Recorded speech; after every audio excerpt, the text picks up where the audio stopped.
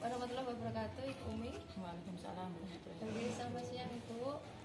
Saya minta waktunya sebentar untuk wawancara tentang eksplorasi penentu alternatif atau solusi Ibu tentang permasalahan saya, yaitu keaktifan siswa yang rendah dan hasil belajar siswa yang rendah.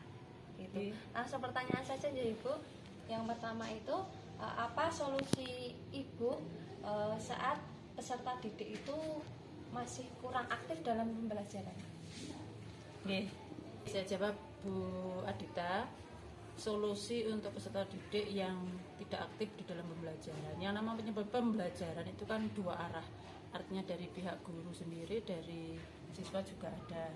Dari pihak guru kalau melihat misalnya siswa ternyata tidak aktif di dalam pembelajaran, tentunya guru juga harus berinisiatif mencari solusi bagaimana biar anak-anak atau siswa itu menjadi tertarik untuk belajar. Salah satunya misalnya kita sebagai guru harus berpihak pada murid. Maksudnya apa? Kita cari sesuatu yang memang membuat siswa itu senang terkait dengan pembelajaran, tetapi siswa senang dulu.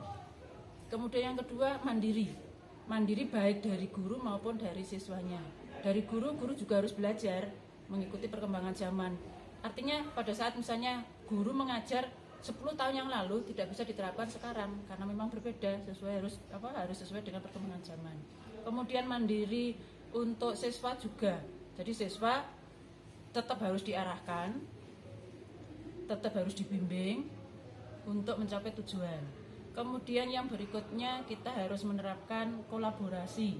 Maksudnya di sini baik antara guru dengan siswa, siswa dengan siswa. Misalnya siswa diberikan waktu untuk diskusi dengan teman, diskusi dengan kelompok, mencari solusi dari permasalahan yang mereka hadapi. Kemudian yang berikutnya lagi yang tidak kalah penting, dari pihak guru juga harus mengadakan refleksi. Maksudnya apa? Setiap misalnya mengakhiri pelajaran, misalnya 1 KD selesai materi yang sudah disampaikan, kita cari refleksi, kita menerapkan refleksi, kira-kira ditanya nanti apa yang sudah disampaikan ke anak-anak tadi bisa dimengerti atau tidak. Kemudian juga kita harus menerima masukan dari anak-anak, jadi jangan satu arah saja tapi timbal balik. Iya. Mungkin itu ada respon dari siswanya juga nggih Ibu. Iya. Kemudian yang nomor 2, pertanyaan saya itu apa solusi Ibu agar peserta didik itu mendapatkan hasil belajar yang baik atau sesuai dengan target kita sebagai guru gitu.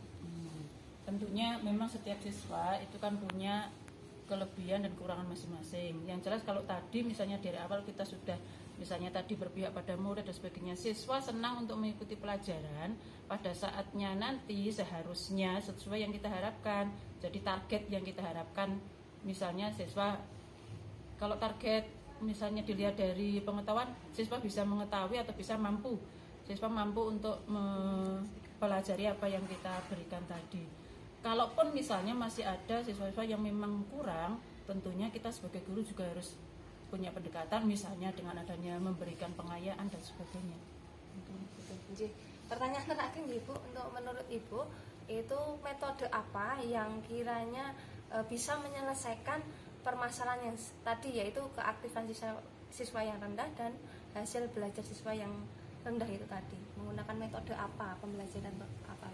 Ya, intinya kita cari metode yang memang guru tidak sebagai pusat, artinya justru dibalik murid yang jadi subjek, jadi senternya ke murid. Maka tadi kan ada berpihak pada murid, misalnya dengan PBL, atau mungkin juga kita cari model-model yang lain. Artinya nanti dilihat dari tiap-tiap mungkin pembelajarannya di tiap-tiap KD itu kan mungkin bisa dicari model yang memang sesuai di dalam KD itu. Misalnya ada kalau di dalam geografi misalnya materi atmosfer, itu nanti dicari model match, mencari pasangan. Jadi satu punya pertanyaan, satunya punya jawaban. Nah, itu nanti dicari, dijodohkan dan sebagainya. Itu hanya salah satu, intinya caranya dengan misalnya mencari metode yang paling cocok, yang tentunya nanti diharapkan akan bisa meningkatkan minat siswa itu sendiri.